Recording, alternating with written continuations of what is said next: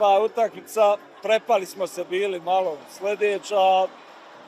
Ako bude ko protiv Velsa i Italije, ja se nadam prolazu 100%. Protiv Katara, bez podcjenjivanja, mislim da ćemo pobijediti. Veći od bilo čega na svijetu. 21. minut, Jovo Lukić, 1-0 je.